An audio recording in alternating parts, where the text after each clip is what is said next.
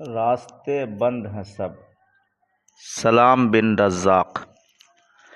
آگے راستہ مسدود تھا اور تا حد نظر انسانی سروں کا جنگل اگایا تھا۔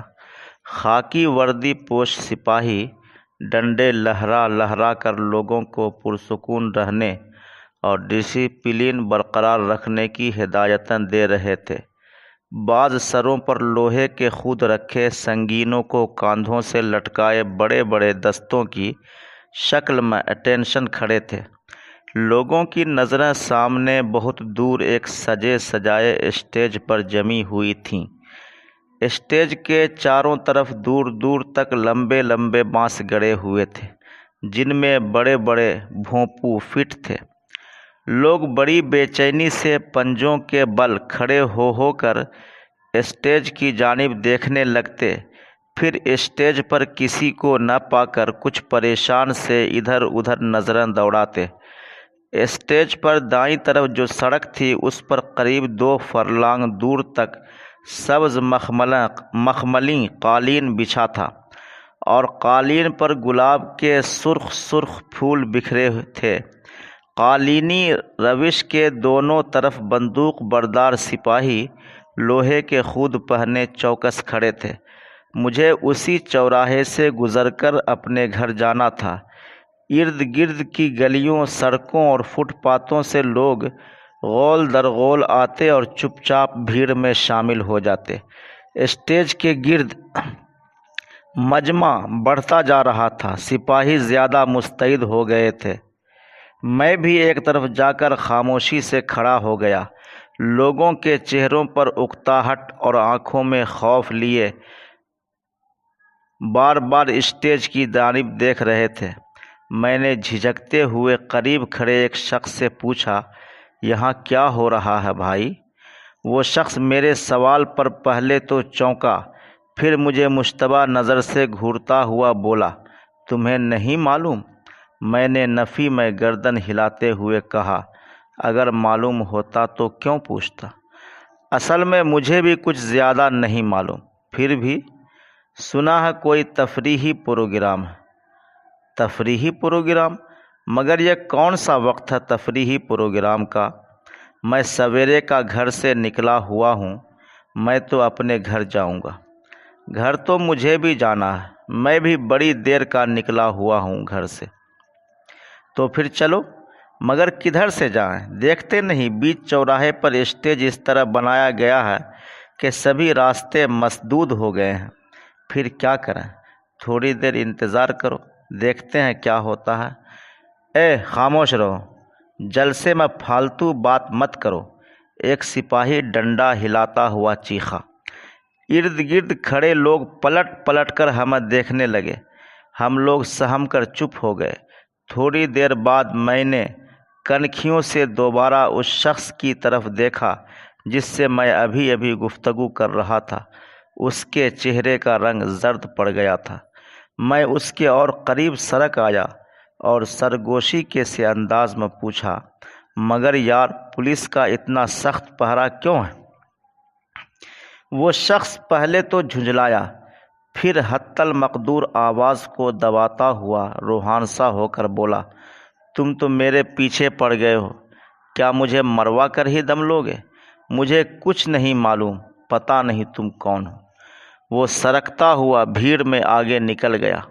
مجھے اس شخص کے اس غیر مہذبانہ رویے پر غصہ تو بے حد آیا، مگر چپ رہ جانے کے سوا کوئی چارہ نہیں تھا۔ اتنے میں بانسوں پر لگے بڑے بڑے بھونپو کھرکھرائے اور کوئی اعلان کرنے لگا، لوگو، انسان اس قدر دکھی ہے کہ اس سے پہلے وہ کبھی اتنا دکھی نہیں تھا۔ اس کے چہرے کی بشاشت ختم ہو گئی ہے، ہونٹوں کی ہنسی چھن گئی ہے۔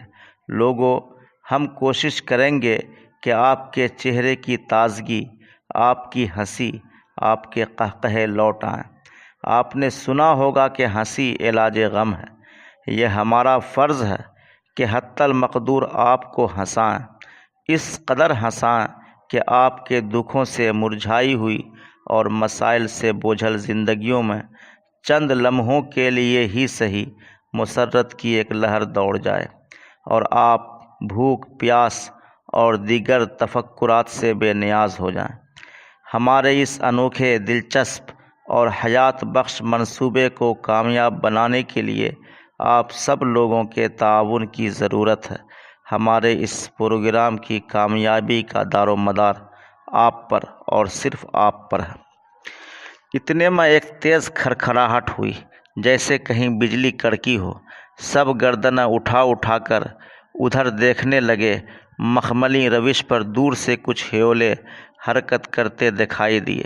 دو رویا قطاروں میں کھڑے سپاہیوں نے اپنی اپنی بندوقیں اٹھا کر ہوا میں داغ دیں۔ تڑ تڑ کی آواز سے فضا تھرا گئی۔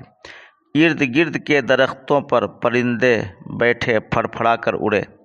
دو چار پرندے گولیوں کی زد میں آ کر زخمی ہوئے اور قلع بازیاں کھاتے ہوئے مجمع پر آ گرے۔ چاروں طرف سناٹا چھا گیا۔ میں اپنے قریب کھڑے ایک شخص کی طرف جھکا اور آہستہ سے بولا، اتنے دہشت ناک ماحول میں بھلا کوئی کیوں کر ہنس سکتا ہے؟ اس شخص نے گھبرا کر ادھر ادھر دیکھا۔ آپ چپ نہیں رہ سکتے؟ میں صبح کا گھر سے نکلا ہوں، مجھے بے حد بھوک لگی ہے۔ کوئی بھوکے پیٹ کیوں کر ہنس سکتا ہے؟ بھوک تو مجھے بھی لگی ہے، مگر ہنسنا تو پڑے گا ہی۔ زبردستی؟ اب آپ چپ ہو جائیے، دیکھیے پروگرام شروع ہونے جا رہا۔ اس شخص نے تقریباً مجھے ڈانٹتے ہوئے کہا۔ میں نے نظر اٹھا کر دیکھا، مخملی فرش پر حرکت کرتے ہوئے ہیولے دھیرے دھیرے واضح ہونے لگے۔ بندوق دھاری سپاہیوں کا ایک دستہ مارچ کرتا ہوا قدم قدم بڑھ رہا تھا۔ ان کے درمیان کوئی شخص سفید براق کپڑے پہنے، کلفدار ٹوپی لگائے خراما خراما چلا آ رہا تھا۔ بندوق بردار سپاہیوں کا دستہ اسٹیج کو گھیر کر کھڑا ہو گیا۔ سفید پوش ایک شان استغنا کے ساتھ اسٹیج پر چڑھ گیا اور بیچ اسٹیج پر پہنچ کر دونوں ہاتھ جوڑے اور جھک کر سب کو پرنام کیا۔ اسپیکروں سے اس کی جے جے کار کے نعرے نشر ہوئے۔ پھر اس شخص نے کھنکھار کر گلا صاف کیا اور مائک میں بولا، ستیہ میو جیتے۔ لوگ مسکرا دیے۔ اس نے آگے کہا، اہنسا پرمو دھرما۔ لوگ ہنسنے لگے۔ اس شخص نے تھوڑے توقف کے بعد پھر کہا، بہوجن ہتائے بہوجن سکھائے۔ اب تو لوگ قہقہے لگانے لگے۔ سفید پوش مسلسل مائک پر بولے جا رہا تھا اور لوگ بے تحاشا قہقہے لگا رہے تھے، پیٹ پکڑ پکڑ کر ہنس رہے تھے۔ پورا جلسہ گاہ قہقہوں سے گونج رہا تھا۔ میرے سامنے دو کمزور بوڑھے کھڑے تھے۔ وہ اس قدر ہنسے کہ بے ہوش ہو کر گر پڑے۔ دو چار رضاکار دوڑے اور انہوں نے بوڑھوں کو ڈنڈا ڈولی کر کے اٹھایا اور قریب ہی کھڑی ایک ایمبولینس میں ڈال دیا۔ لوگوں کی آنکھیں حلقوں میں دھنسی ہوئی تھیں، گال پچک گئے تھے، پیٹھ سے لگ گئے تھے، مگر وہ برابر ہنسے جا رہے تھے۔ ایسی دردناک ہنسی کبھی کسی نے نہ دیکھی ہوگی۔ میں بھی لوگوں کے ساتھ ہنسنے لگا۔ بھوک پیاس اور تھکن سے میری ہنسی میرے حلق میں پھندے ڈال رہی تھی، مگر میں ہنس رہا تھا، بلا وجہ ہنس رہا تھا۔ ہنستے ہنستے میری آنکھوں سے دو آنسو میرے رخساروں پر ڈھلک آئے۔ تبھی پیچھے سے کسی نے اپنا مضبوط ہاتھ میرے کاندھے پر رکھا۔ میں نے مڑ کر دیکھا، ایک خاکی وردی پوش سپاہی مجھے پیچھے کی طرف کھینچ رہا تھا۔ میں مجمع سے باہر نکل آیا۔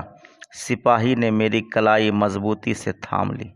میں نے اس کی طرف استفہامیہ نظروں سے دیکھا۔ وہ مجھے قریب قریب کھینچتا ہوا ایک انسپکٹر کے پاس لے گیا۔ سر، یہ آدمی جلسہ گاہ میں رو رہا تھا، ڈالو اندر۔ انسپکٹر نے ایک بند وین کی طرف اشارہ کرتے ہوئے خشونت بھرے لہجے میں کہا، مگر میں نے کچھ کہنے کے لیے ہونٹ کھولے، مگر سپاہی مجھے گردن سے پکڑ کر وین کے اندھیرے میں غرق کر چکا تھا۔